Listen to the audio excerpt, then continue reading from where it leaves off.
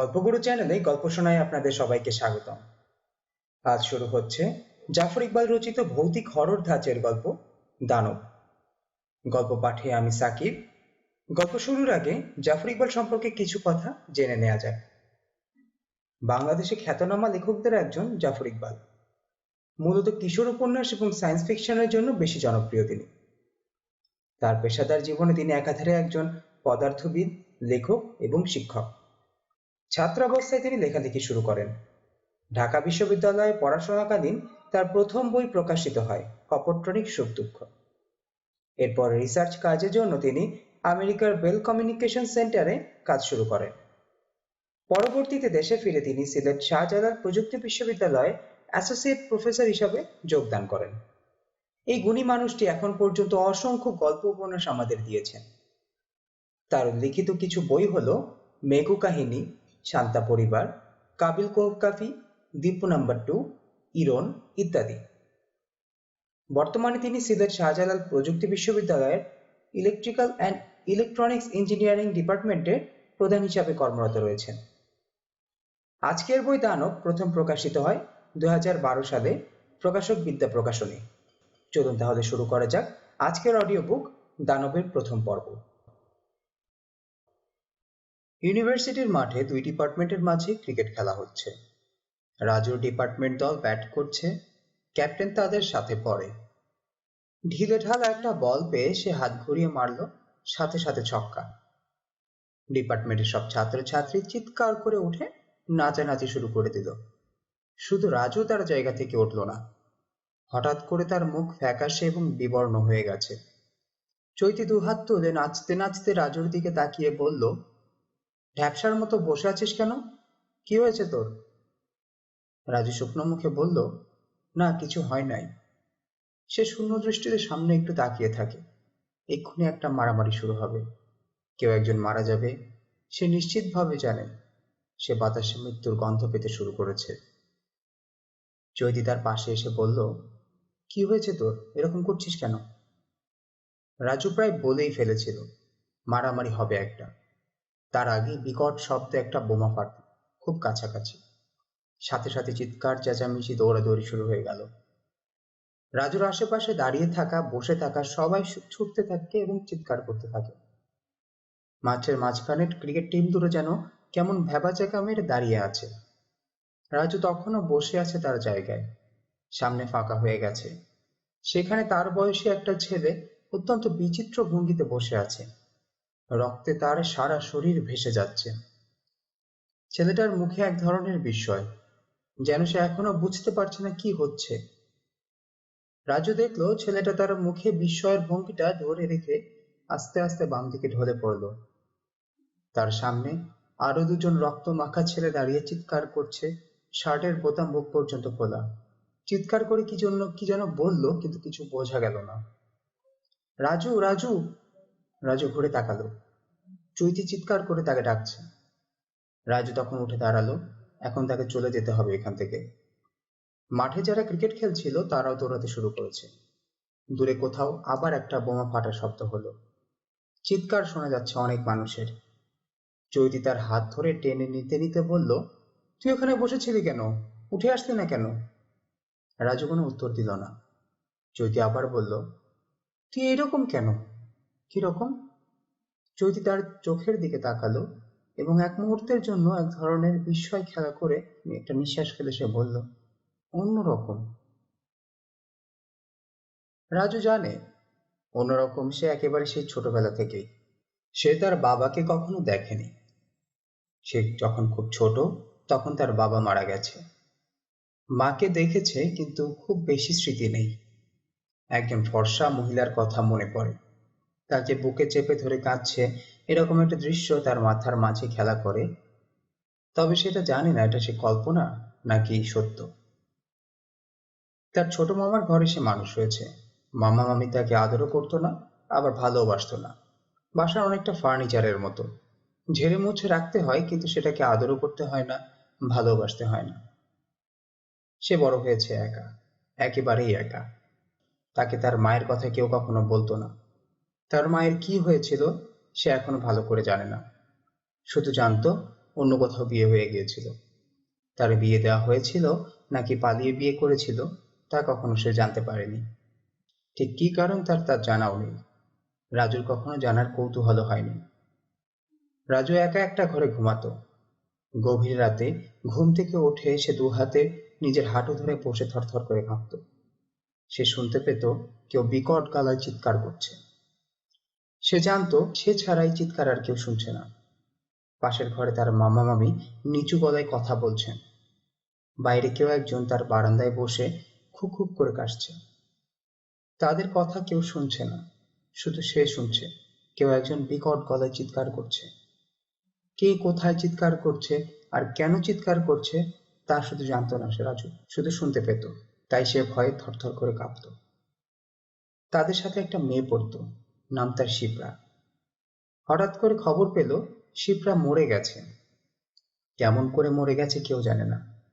তারা ছোট মানুষ, তাদের কেউ কিছু বলে না। সেই দিন রাত্রিবেলা রাজু যখন শুয়ে আছে তখন হঠাৎ স্পষ্ট করে শুনতে পেল শিপ্রা তার কানের কাছে ফিসফিস করে বলছে, বুঝলি রাজু, আমি কিন্তু এমনি এমনি মরিনি, আমাকে আসলে মেরে ফেলেছে। রাজু একেবারে লাফ দিয়ে বিছানার উপর উঠে বসল। সারা রাত সে ঘুমাতে পারল না। বিছানায় পা ভাঁজ করে বসে রইল। যখনই তার চোখ একটু বন্ধ হয়ে আসছিল ঠিক তখনই সে শুনতে পাচ্ছিল তার কানের কাছে বসে শিপ্রা ফুঁপিয়ে ফুঁপিয়ে কাঁদছে আর বলছে, বুঝলি রাজু, আমার একা একা খুব ভয় লাগে, আমাকে একটু আলো জ্বেলে দিবি, দিবি একটু আলো জ্বেলে। যে মানুষ মারা গেছে তার জন্য কেমন করে আলো জ্বেলে দিতে হয় সে জানতো না, তাই সে কখনো আলো জ্বেলে দিতে পারেনি। কাউকে সেই কথাটুকু বলতেও পারেনি। কাকে বলবে, কি বলবে, কেমন করেই বা বলবে। শুধু যে সে শুনতে পেত তা নয়, মাঝে মাঝে দেখতেও পেত। রাতে হয়তো গুটিসুটি মেরে শুয়ে আছে, হঠাৎ করে তার ঘুম ভেঙে যেত। মনে হতো ঘরটা বুঝি হিম শীতল ঠান্ডা হয়ে গেছে। শুনতে পেত কেউ খলখল করে হাসছে। তারপর শুনতে পেত ক্যাঁচ ক্যাঁচ করে জানালাটা খুলে যাচ্ছে। কেউ যেন চেয়ারটা টেনে সরাচ্ছে। ঘরের ভেতর খসখস পায়ে শব্দ শুনতে পেত। মনে হয় চাপা গলায় কেউ বিড়বিড় করে কথা বলছে। রাজু কম্বল মুড়ি দিয়ে শুয়ে থাকত। মাঝে মাঝে অনেক সাহস করে সে মাথা বের করে ঘরের মাঝে তাকাতো। দেখতে পেত কিছু একটা তার মাথার কাছে দাঁড়িয়ে আছে। মাথাটা সে অনেক লম্বা, ছাদ পর্যন্ত গিয়ে ঠেকেছে। মাঝে মাঝে মনে হতো ঘরের মাঝে একটা বিকট দুর্গন্ধ ছড়িয়ে পড়েছে, পচা মাংসের কিংবা পোড়া চামড়ার এক ধরনের গন্ধ। তার সাথে সাথে সে খলবল খলবল এক ধরনের শব্দ শুনতে পেত। মনে হতো দাঁত নেই, ঠোঁট নেই, জিভ নেই, কোনো প্রাণী কথা বলছে। কথাগুলো শুনতে পেত কিন্তু কিছু বুঝতে পারত না। একসময় কথাগুলো অস্পষ্ট হয়ে আসতো, ধীরে ধীরে দুর্গন্ধ মিলিয়ে যেত। চারিদিকে শুনশান এক ধরনের নীরবতা নেমে আসতো। রাজু ঠিক বুঝতে পারত না, কাউকে কিছু বলতে পারত না। মাঝে মাঝে মনে হতো সে বুঝি পাগল হয়ে যাচ্ছে। কিন্তু সে পাগল হয়ে যায়নি। সে যদি বড় একজন মানুষ হতো তাহলে সে পাগল হয়ে যেত, কিন্তু সে ছিল ছোট একটা বাচ্চা, তাই সে পাগল হয়ে যায়নি। সে শেষ পর্যন্ত এটা নিয়ে বাঁচতে শিখেছিল। তার কারণ একটা ছিল, সে যে ভয়ঙ্কর দৃশ্যগুলো দেখত, বিকট শব্দ শুনত তা নয়, মাঝে মাঝে সম্পূর্ণ ভিন্ন ব্যাপার ঘটত। হঠাৎ করে তার ঘরটার মাঝে তীব্র মিষ্টি এক ধরনের গন্ধ ছড়িয়ে পড়ত। শুধু যে মিষ্টি গন্ধ তা নয়, রাজুর মনে হতো ঘরের মাঝে বুঝি হালকা নরম একটা আলো ছড়িয়ে পড়েছে। রাজু তখন চোখ বড় বড় করে তাকিয়ে থাকতো। তার মনে হতো অনেক দূর থেকে হালকা একটা মিষ্টি গানের কলি কিংবা মিষ্টি একটা সুর ভেসে আসছে।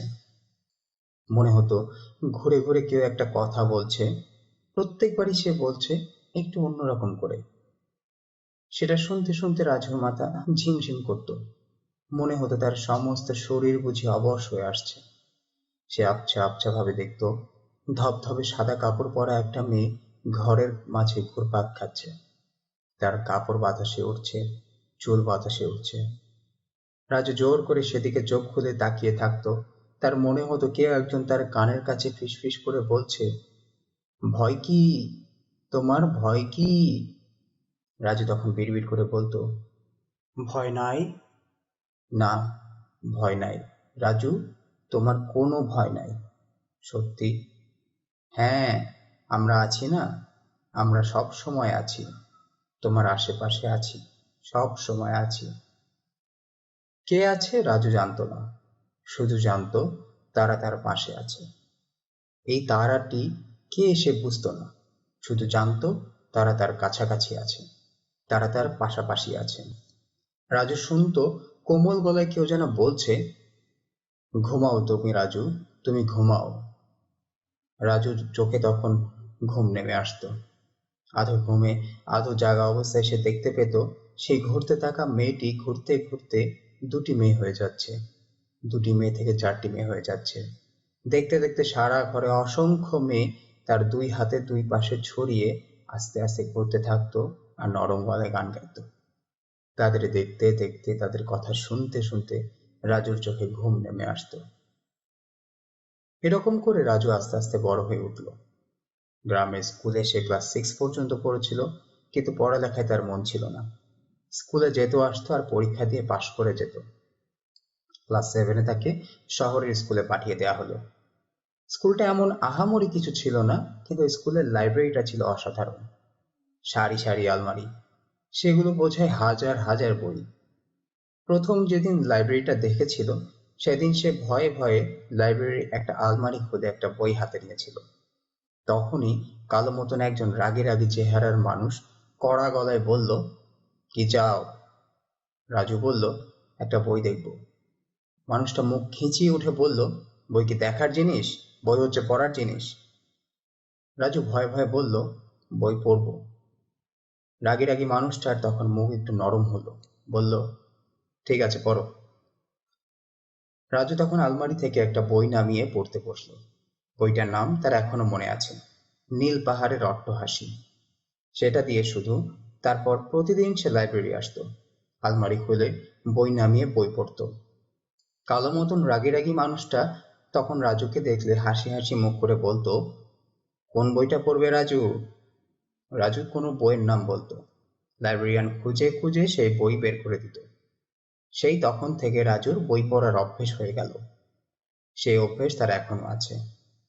তার বন্ধুরা যখন টেলিভিশনে সিরিয়াল দেখে, ম্যাগাজিনের পাতা উল্টায়, তখন সে বই পড়ে।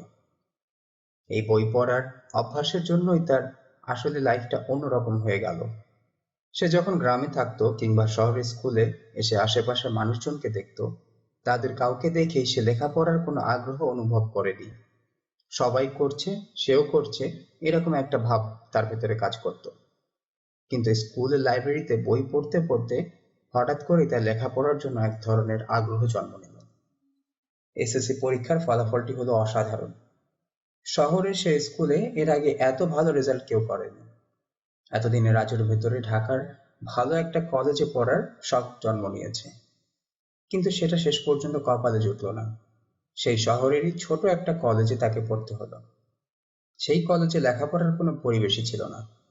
কলেজে ছাত্ররা কলেজের মাস্টারদের কাছে কোচিং করত, যখন কোচিং করতো না তখন পাড়ায় পাড়ায় মাস্তানি করে বেড়াতো। রাজুর পুরোপুরি বকে যাওয়ার একটা আশঙ্কা ছিল, কিন্তু সে বকে গেল না, সেও তার বইয়ের ভালোবাসার জন্য। রাজু শেষ পর্যন্ত ঢাকা ইউনিভার্সিটিতে ভর্তি হলো। হলে থাকে, দুই একটা টিউশনি করে, মামা মাসে মাসে কিছু টাকা পাঠান, স্কলারশিপের কিছু টাকা আসে, মোটামুটি তার দিন চলে যায়। ইউনিভার্সিটিতে প্রথম দিকে তার বন্ধু বান্ধব সেরকম ছিল না।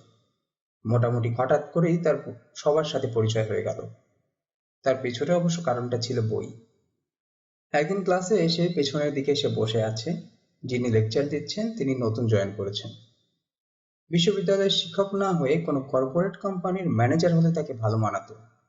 নিজের বিষয়টা সম্পর্কে ভালো ধারণা নেই, নীলক্ষেতে নোট পড়ে ভালো রেজাল্ট করেছেন। অন্যদের থেকে তার মুখস্থ করার ক্ষমতা ভালো ছিল। সঠিক দলের সঠিক শিক্ষকদের সাথে তার পরিচয় ছিল, তাই কপাল গুণে শিক্ষক হয়ে গেছেন। বিষয়টা সম্পর্কে যেহেতু তার ভাষা জ্ঞান, তাই সবসময় তিনি সতর্ক থাকতেন। কেউ কিছু জিজ্ঞেস করলে তার মুখের মাংসপেশি শক্ত হয়ে উঠত। তিনি ভাবতেন তাকে অপমান করার চেষ্টা করা হচ্ছে। প্রশ্নের উত্তর না দিয়ে তিনি পাল্টা প্রশ্ন করে নাজেহাল করার চেষ্টা করেন। তাই ক্লাসে তাকে কেউ কিছু জিজ্ঞেস করে না। নিরানন্দ এই ক্লাসে ছেলেমেয়েরা অধৈর্য হয়ে বসে থাকে আর চোখে ঘড়ির দিকে তাকায়, সাবধানে মুখে হাত দিয়ে হাই তোলে। রাজু ক্লাস শুরু হবার কিছুক্ষণের মাঝেই বুঝে গেল কাজটা ভালো হয়নি।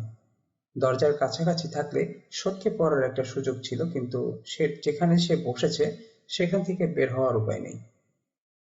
খানিকক্ষণ লেকচার শোনার চেষ্টা করে হাল ছেড়ে দিয়ে সে ব্যাগ থেকে বইটি বের করে পড়তে শুরু করে দিল। মার্কেজের একটা ছোট গল্পের সংকলন। গল্পগুলো শুরুতে একটু খটমটে, কিন্তু খুব দ্রুত তার মাঝে মগ্ন হয়ে যায়। কম বয়সী লেকচারার হঠাৎ করে আবিষ্কার করলেন একজন ছেলে তার ক্লাসে মগ্ন হয়ে বই পড়ছে। সাথে সাথে তার মুখের মাংসপেশি শক্ত হয়ে গেল। তিনি লেকচার থামিয়ে বললেন, এই ছেলে। রাজু তার কথা শুনতে পেল না। সে গল্পের শেষ অংশে চলে এসেছে। এক পৃষ্ঠা শেষ করে সে পরের পৃষ্ঠা উল্টালো। কম বয়সী লেকচারারের মুখের মাংসপেশি আরো শক্ত হলো। তিনি গলা উঁচিয়ে ধমকে উঠলেন, এই ছেলে। রাজু এবারে তার গলা শুনতে পেল। চোখ তুলে আবিষ্কার করলো কম বয়সী লেকচারারের মুখ শক্ত করে তার দিকে কঠোর চোখে তাকিয়ে আছেন। সে বইয়ের পৃষ্ঠা ভাঁজ করে বলল, জি স্যার। দাঁড়াও। রাজু দাঁড়ালো। তুমি কি করছো? রাজু ইতস্তত গলায় বলল, কিছু না স্যার। কম বয়সী লেকচারার ক্ষেপে উঠলেন, কিছু না মানে? তোমার হাতে ওটা কি? রাজু এবার স্বীকার করলো, একটা বই স্যার। কম বয়সী লেকচারার কেমন জানি ক্ষেপে উঠে বললেন, তুমি ক্লাসে বসে বই পড়ছো? রাজু কোনো কথা না বলে নিঃশব্দে দাঁড়িয়ে রইল। কম বয়সী লেকচারার হুঙ্কার দিলেন, কি বই এটা? মার্কেজের একটা বই স্যার। মার্কেট? না স্যার, মার্কেট না, মার্কেজ। Gabriel Garcia Marquez. কম বয়সী লেকচারার এবার একটু থতমত খেলেন। তিনি ভেবেছিলেন হালকা কোনো বইয়ের নাম হবে। খটমট উচ্চারণের এরকম একটা মানুষের নাম হবে তিনি আসলে বুঝতে পারেননি।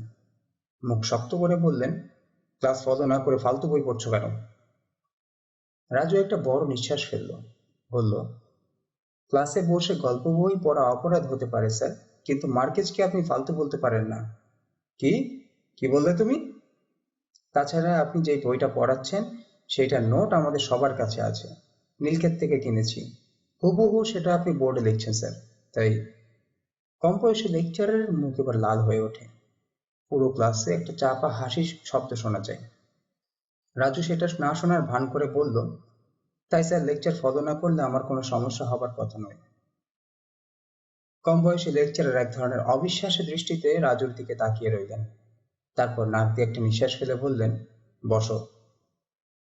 রাজু বসে পড়ল এবং বসে আবার সে বইটা খুলল। কম বয়সী লেকচারার সেটা দেখলেন কিনা বোঝা গেল না। তিনি যন্ত্রের মতো পড়িয়ে গেলেন এবং তাকে কেমন যেন বিপর্যস্ত দেখালো। ক্লাসের শেষে চৈতি রাজুকে বলল, তুমি তো দেখি ডেঞ্জারাস ছেলে। রাজু মাথা নাড়িয়ে বলল, আমি মোটেও ডেঞ্জারাস না। ক্লাসে বসে মার্কেজ পড়িস, আতেল হবার ইচ্ছা নাকি? রাজু হেসে বলল, মোটেও আতেল হবার ইচ্ছা না, পড়ে দেখ।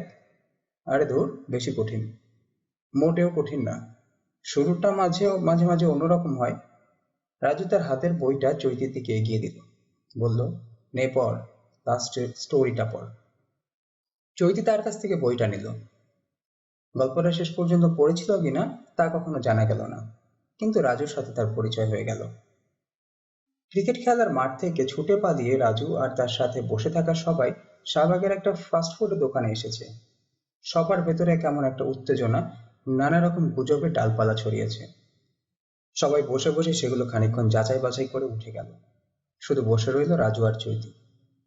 চৈতি তার কফিতে চুমুক দিয়ে রাজুর দিকে তাকিয়ে বলল, আচ্ছা রাজু, তুই আমাকে একটা কথা বলবি? কি কথা?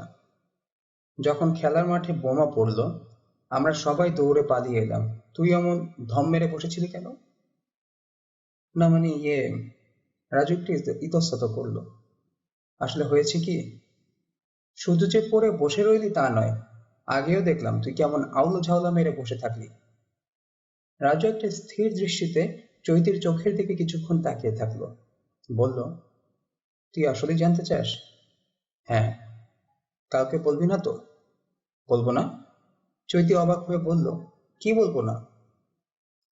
তোকে যেটা বলবো সেটা কাউকে বলবি না তো? আগে বল।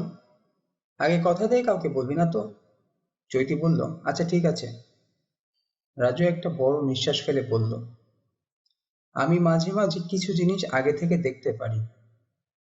চৈতি ভুরু কুঁচকে উঠে বলল, আগে থেকে বলতে পারিস? হ্যাঁ, বোমা পড়ার ঠিক আগ মুহূর্তে আমি বুঝতে পেরেছিলাম ভয়ঙ্কর কিছু একটা হবে। বুঝতে পেরেছিলাম? কি বুঝতে পেরেছিলি? কেউ একজন মারা যাবে। চৈতি কেমন একটা চোখে রাজুর দিকে তাকিয়ে রইল। রাজুর কথা বুঝতে পেরেছে বলে সে মনে হলো না। রাজু গম্ভীর গলায় বলল, শুধু যে আমি আগে থেকে বুঝতে পারি তা না, মাঝে মাঝে শুনতে পাই। কার কথা? জানি না। কি বলে? সব বুঝতে পারি না। কিছু কিছু বুঝি, কিছু কিছু বুঝি না। চৈতি স্থির দৃষ্টিতে কিছুক্ষণ রাজুর দিকে তাকিয়ে রইল, তারপর বলল, স্কিজোফ্রেনিয়া। রাজু হাসলো আর বলল, আমি জানতাম তুই এটাই বলবি। যারা স্কিজোফ্রেনিয়া রোগী তারা কথা শুনতে পায়। আমি জানি, তবে স্কিজোফ্রেনিয়া রোগীটার সাথে আমার একটা পার্থক্য আছে। কি পার্থক্য? স্কিজোফ্রেনিয়া রোগীরা যেটা শুনতে পায় সেটা ঘটে না, কিন্তু আমি যেটা শুনতে পাই সেটা ঘটে। যদি টেবিল একটু ঝুঁকে পড়ে বলল, আমার কি ঘটবে একটু বল দেখি। রাজু হাসলো আর বলল, আমি সবার কথা বলতে পারি না। আর চেষ্টা করে দেখ না। চেষ্টা করে লাভ নেই। আর তোর এত বড় অলৌকিক ক্ষমতা, দেখ একবার চেষ্টা করে। রাজু গম্ভীর গলায় বলল, ঠাট্টা করছিস? চৈতি মাথা নাড়ল আর বলল, হ্যাঁ, তুই যদি মনে করিস তুই খুব সিরিয়াস করে মুখ করে আজগুবি আজগুবি কথা বলবি আর আমি তোর সেসব কথা বিশ্বাস করে বসে থাকবো, তাহলে শুনে রাখ, আমি এসব বিশ্বাস করি না। তোর কি করতে হবে জানিস? কি? একজন ডাক্তারের কাছে যেতে হবে। সেই ডাক্তারের দেয়া ওষুধ খেতে হবে। খেয়ে সুস্থ হতে হবে, বুঝলি? বুঝেছি। 2 দিন পর চৈতি রাজুকে একটা কার্ড দিয়ে বলল, এই নে। এটা কি? একটা কার্ড। সেটা তো দেখতেই পাচ্ছি। কিসের কার্ড? ডাক্তারের। Doctor Mushfiq, psychiatric. কর্নেল থেকে ক্লিনিক্যাল সাইকোলজিতে ডিগ্রি নিয়েছে। রাজু হেসে বলল, পাগলের ডাক্তার? তুই যদি এভাবে বলে আরাম পাস তাহলে তাই। আমি কি করব? তুই যাবি। কেন? চিকিৎসার জন্য। রাজু গম্ভীর হয়ে বলল, আমার চিকিৎসার জন্য তোরা তো মাথা ব্যথা দেখে আমি আবেগে আপ্লুত হয়ে যাচ্ছি, কিন্তু এই ঢং করবি না তো। চৈতি মুখ শক্ত করে বলল, যা বলেছি তাই কর। অ্যাপয়েন্টমেন্ট করে যা, খুব ভালো ডাক্তার। রাজু বলল, তুই বুঝতে পারছিস না চৈতি, আমার সমস্যাটা স্কিজোফ্রেনিয়া না। চৈতি গলা নামিয়ে বলল, পৃথিবীর সব স্কিজোফ্রেনিয়া রোগী মনে করে তার সমস্যাটা স্কিজোফ্রেনিয়া না। রাজু এবার হাল ছেড়ে দিল।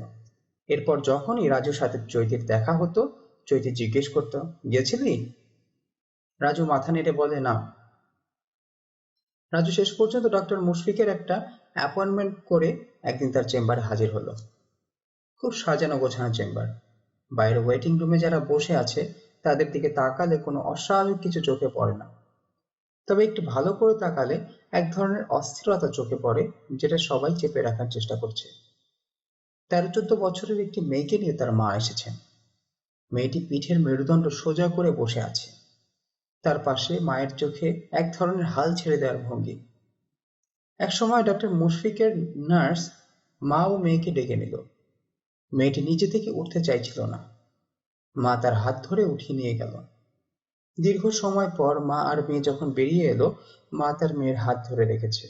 ভাবলে সে মেয়েটির হাত ধরে মা চেম্বার থেকে বের হওয়ার সাথে সাথেই রাজুর ডাক পড়ল। ডক্টর মুশফিকের ঘরটি বেশ সুন্দর, বড় এবং গোছানো। রাজু ভেবেছিল সিনেমায় যেরকমটা দেখেছে সেরকম ভেতরে লাল রঙের সোফা থাকবে, কিন্তু সেরকম নেই। বড় ডেস্কের সামনে সুন্দর নরম আরামদায়ক চেয়ার। রাজু ঘরে ঢুকলো, লক্ষ্য করলো একটু আগেও যে ফর্মটি সে পূরণ করে দিয়েছে ডাক্তার মুশফিক সেটা মনোযোগ দিয়ে পড়ছে। তাকে দেখে ফর্ম থেকে মুখ তুলে বলল, আপনি রাজু? জি, বসুন। রাজু নরম চেয়ারে বসে ডাক্তার মুশফিকের দিকে তাকালো। ডাক্তার মুশফিকও মাপা কৃত্রিম একটা হাসি ফুটিয়ে বলল, আপনার জন্য আমি কি করতে পারি রাজু সাহেব? রাজু একটু ইতস্তত করে বলল, আমি ঠিক কিভাবে বলবো বুঝতে পারছি না। চেষ্টা করুন।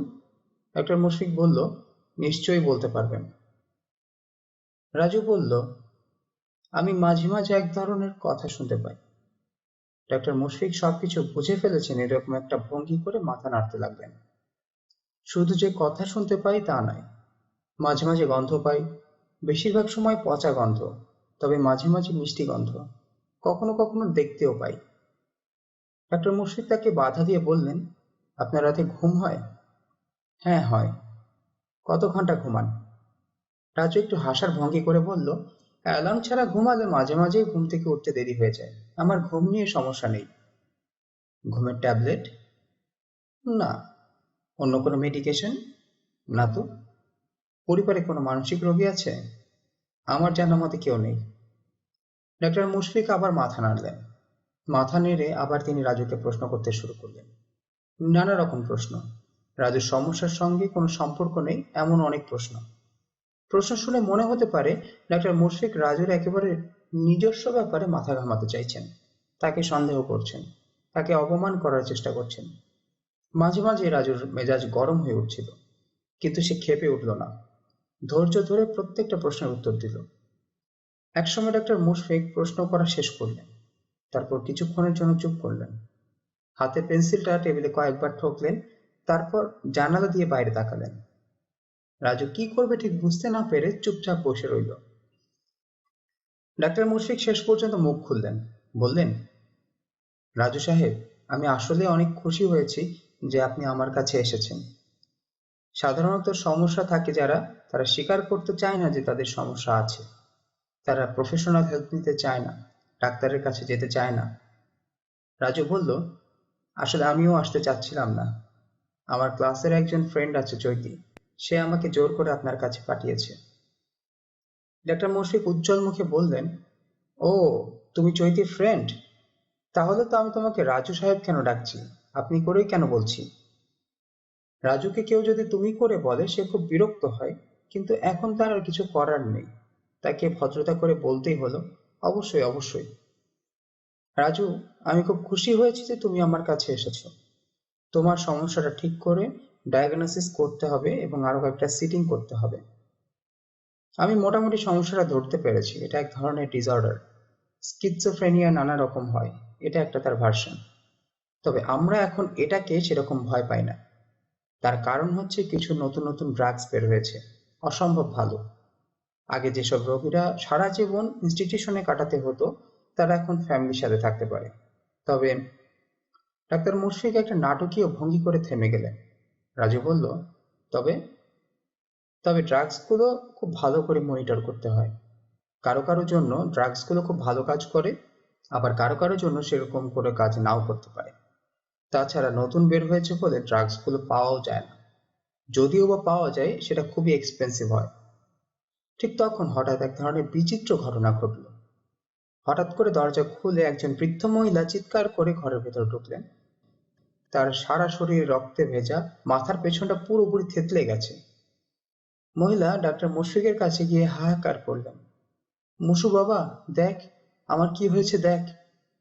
ডাক্তার মুশফিক তার থেতলে যাওয়া, রক্তে ভেসে যাওয়া বৃদ্ধা মহিলাটিকে দেখতে পেলেন না, তার হাহাকারে কোনো কথাও শুনতে পেলেন না। তিনি রাজুর দিকে তাকিয়ে কথা বলতে থাকলেন, তবে আপাতদৃষ্টিতে আমরা কয়েকটা ওষুধের কস্ট নিয়ে মাথা ঘামালাম না। আগে দেখা যাক কোনটা তোমাকে স্যুট করে।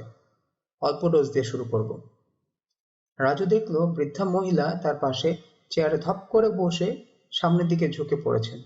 মুসু, মুসু। রাজু তখন চেয়ার থেকে উঠে দাঁড়ালো। ডাক্তার মুশফিক অবাক হয়ে বলল, কি হলো? আপনার মা মারা গেছেন। কি বললে? বলেছি আপনার মা মারা গেছেন। ডাক্তার মুশফিক চমকে উঠলেন, কি বলছো এসব? জি, আপনি খোঁজ নেন, অ্যাক্সিডেন্ট। ডাক্তার মুশফিক জোর করে একটু হাসার চেষ্টা করলেন। দেখো রাজু, তুমি আমার পেশেন্ট, তোমার আর আমার মাঝে এক ধরনের সম্পর্ক থাকতে হবে। রাজু দরজার দিকে এগিয়ে যেতে যেতে বলল, আপনার এখন সেখানে যাওয়া দরকার। ডাক্তার মুশফিক কিছু একটা বলতে যাচ্ছিল, রাজু কোনো সুযোগ না দিয়ে ঘর থেকে বেরিয়ে গেল। বের হবার সময় শুনতে পেল একটা টেলিফোন বাজছে। টেলিফোনের শব্দের মাঝে এক ধরনের ব্যাকুলতা থাকে, এক ধরনের গোপন আতঙ্ক লুকিয়ে থাকে। ডাক্তার মুশফিক টেলিফোনটা ধরার আগেই রাজু তার চেম্বার থেকে নেমে লম্বা পথ ধরল। পরদিন চৈতিকে রাজু খুঁজে বের করলো। রাজু ক্যাফেটেরিয়ার এক কোনায় বসে টনি মরিসনের একটা বই পড়ছিল। চৈতি তার সামনে চেয়ারে বসে থমথমে গলায় বলল, রাজু। কি হলো চৈতি? চৈতি কিছুক্ষণ রাজুর দিকে তাকিয়ে রইল, তারপর জিজ্ঞেস করলো, রাজু, তুই আমাকে বোঝা। কি বোঝাবো? ডাক্তার মুশফিকের চেম্বারে কি হয়েছিল? ও। চৈতি একটু ঝুঁকে পড়ে বলল, ডাক্তার মুশফিক সম্পর্কে আমার দুঃসম্পর্কের মামা। তার মা অ্যাক্সিডেন্টে মারা গেছেন, সেটা নিয়ে ডাক্তার মুশফিক যেটুকু আপসেট, তার থেকে বেশি আপসেট তোকে নিয়ে। কেন, আমি কি করেছি আবার? তুই ডাক্তার মুশফিককে বলেছিলি যে তার মা মারা গেছেন। হ্যাঁ। কেমন করে বলেছিলি? রাজু বইয়ের ভেতরে পৃষ্ঠা ভাঁজ করে বইটা টেবিলে রেখে বলল, আমি তোকে বলেছিলাম আমি কেমন করে বলি, তুই আমার কথা বিশ্বাস করিসনি। তুই আসলে কিছু শুনতে পাস, কিছু দেখতে পাস? হ্যাঁ।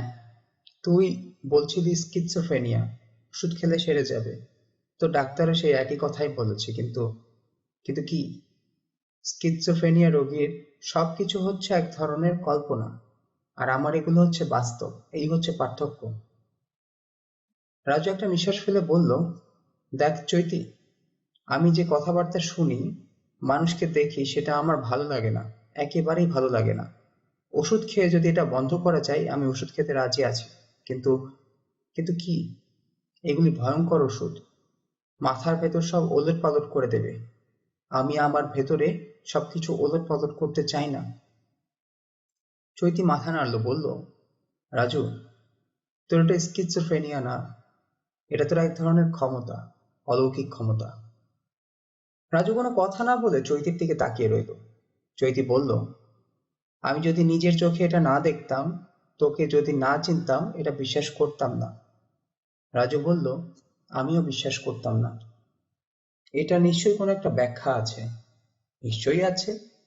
আমি এতদিন ভাবতাম মানুষ মরে গেলেই শেষ, এখন মনে হচ্ছে মরে গেলেই শেষ না, মানুষের আত্মা বলে কিছু একটা থেকে যায়। রাজু বলল, উল্টোটাও হতে পারে। আত্মা বলে কিছু নেই, আমি বিচিত্র জিনিস দেখি, ঘটনাক্রমে সেসব মিলে যায়। তার সম্ভাবনা কত কম জানিস? জানি, কিন্তু কম সম্ভাবনার জিনিস ঘটে না তোকে কে বলেছে রাজু? তুই তো আমার সম্পর্কে কিছু বলতে পারিসনি। রাজু শব্দ করে হেসে বলল, তা চৈতি, তুই অ্যাক্সিডেন্টে মরে গেলে তোকে হয়তো দেখে ফেলবো, কিন্তু যতক্ষণ তুই বেঁচে আছিস আমি তোকে কিছু বলতে পারবো না। চেষ্টা করে দেখ না। উহু, দেখবো না। কেন দেখবি না? তার কারণ আমি জানি না কেমন করে চেষ্টা করতে হয়। তাছাড়া তাছাড়া কি?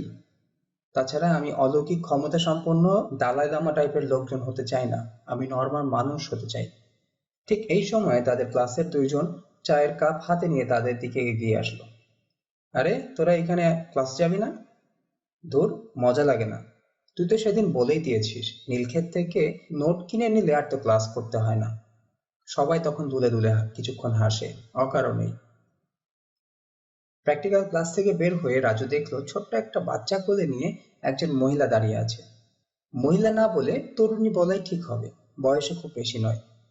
রাজুকে বের হতে দেখে মহিলাটি বাচ্চাটি বগলের মাঝে ধরে নিয়ে এগিয়ে এসে বলল, আপনার নাম রাজু? রাজু বলল, হ্যাঁ। আমি কি আপনার সাথে কিছুক্ষণ কথা বলতে পারি? রাজু একটু অবাক হয়ে বলল, আমার সাথে? হ্যাঁ। কি নিয়ে কথা বলবেন? মহিলাটি বাচ্চাটিকে বগল থেকে সরিয়ে নিয়ে ঘাড়ে তুলল। বাচ্চাটি সেই অবস্থায় আকুপাকু করে নড়তে থাকে। একরকম প্রায় চমৎকার হাসি খুশি বাচ্চা খুব কম দেখা যায়। মহিলাটি তাকে ঘাড়ে রেখে বলল, সবচেয়ে ভালো হয় যদি আমরা কোথাও বসতে পারি। কোথায় বসতে চান? আপনার যদি সময় থাকে তাহলে আমি একটা ফাস্টফুডের দোকানে যেয়ে বসতে পারি।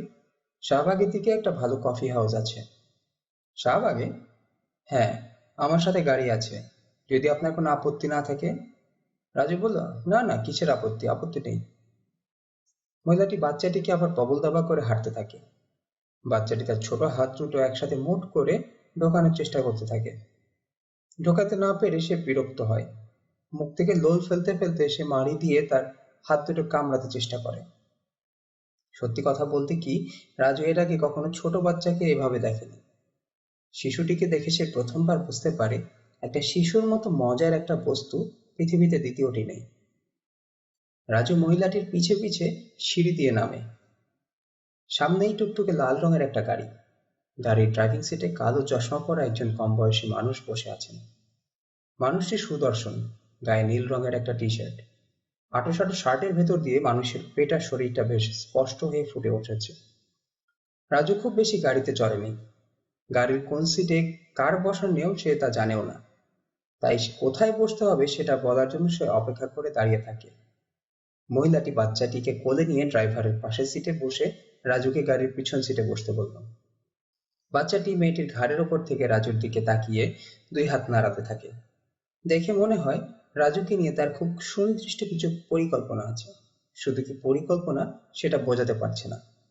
ছোট বাচ্চা এত মজার জিনিস রাজু আগে কখনো খেয়াল করেনি। গাড়িটা ছেড়ে দিল।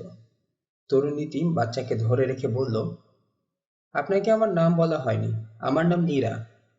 রাজু বলল, ও আচ্ছা। এই মুহূর্তে পুরুষ মানুষটিরও নিজের নাম বলা উচিত ছিল, কিন্তু কেন যেন সে নিজের নাম বলল না। রাজু বাচ্চাটির দিকে তাকিয়ে বলল, ওর নাম কি? ওর নাম বাপ্পি। ভালো একটা নাম দিতে হবে। রাজু বলল, বাপ্পি তো যথেষ্ট ভালো নাম। বয়স কত? 4 মাস। 4 মাসের একটা বাচ্চার কত এনার্জি দেখেছেন? 1 সেকেন্ডের জন্য সে চুপচাপ নেই, কিছু না কিছু করছে। নীরা নামের মেয়েটি মাথা নাড়তে নাড়তে বলল, হ্যাঁ, ছোট বাচ্চাদের নিয়ে এটাই তো সমস্যা, ওদের ধরে রাখা যায় না, মাঝে মাঝে টায়ার্ড হয়ে যায়। রাজু কখনো ছোট বাচ্চা কোলে নেয়নি। বাপ্পিকে দেখে কেমন যেন লোভ হচ্ছিল। বলল, ও কি আমার কাছে আসবে? তাহলে আমি ওকে কোলে নিয়ে দেখতাম। নীরা বলল, বাপ্পি সবার কাছে যায়, কোনো বাছবিচার নেই, এই নেন। বলে নীরা পেছনের দিকে বাপ্পিকে রাজুর দিকে ধরিয়ে দিল। রাজু বাপ্পিকে তার কোলে বসিয়ে নিল। বাচ্চাটিকে কোলে বসিয়ে তার একটা হাত নাড়তে নাড়তে মুখ দিয়ে বিচিত্র শব্দ করতে থাকে। শাহবাগের সামনে গাড়িটা পার্ক করে তারা গাড়ি থেকে নেমে আসে। একটা ফাস্টফুডের দোকানে ঢুকে তারা খালি একটা টেবিলে বসলো। নীরা জিজ্ঞেস করলো, কি খাবেন? রাজুর খুব খিদে পেয়েছিল, কিন্তু সে বলল, কিছু খাবো না। চা কফি? খালি পেটে চা কফি খেতে চাইছিল না, কিন্তু তারপরও মাথা নেড়ে বলল, আচ্ছা কফি। কালো চশমা পরা মানুষটি নীরার পাশে সোজা পিঠ করে বসে রইল। এখন পর্যন্ত সে একটা কোনো কথা বলেনি। ফাস্টফুডের দোকানের ভেতরে আবছা অন্ধকার। এখানে এসেও সে তার কালো চশমাটি খোলেনি। মানুষটিকে এখন আর নীরার স্বামী বলে মনে হচ্ছে না, একজন বডিগার্ড বলে মনে হচ্ছে। রাজু কোনো অপেক্ষা না করে আলোচনা শুরু করে দিতে চাইল।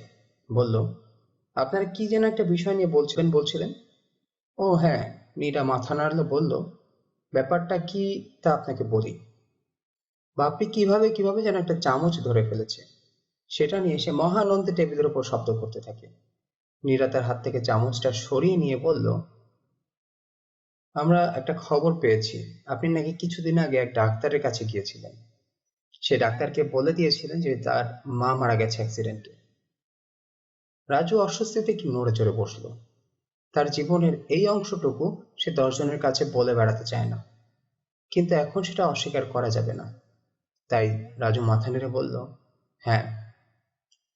যারাই শুনেছে তারাই খুব অবাক হয়েছে, আমরা মোটেও অবাক হইনি। রাজু এবার একটু অবাক হলো, বলল, আপনারা অবাক হননি?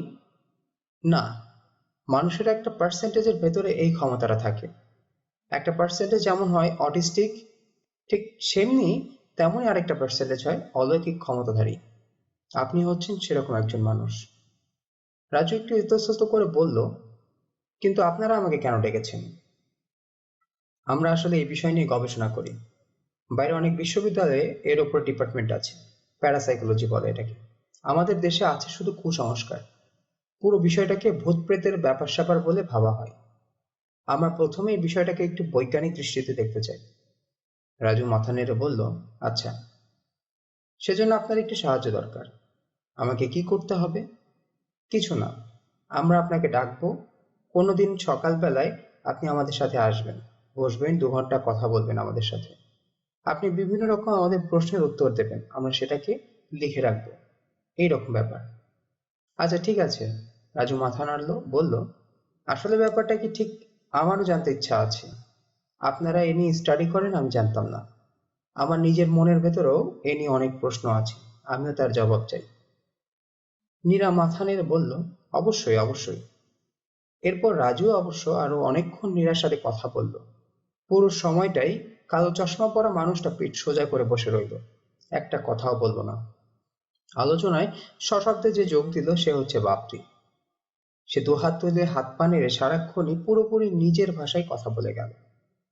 ছোট বাচ্চারা যে এরকম অসাধারণ একটা মজার ব্যাপার, রাজুর কাছে সেটা মোটেও জানা ছিল না। ধন্যবাদ এতক্ষণ গল্পটি শোনার জন্য। গল্প পাঠ ভালো লাগলে ভিডিওটি লাইক করতে এবং কমেন্টে আপনার অনুভূতি জানাতে ভুলবেন না। পরবর্তী এমন আরো অডিও বুকের সন্ধান পেতে আমার চ্যানেলটি সাবস্ক্রাইব করুন এবং নতুন গল্পের আপডেট পেতে বেল আইকনটি ক্লিক করুন।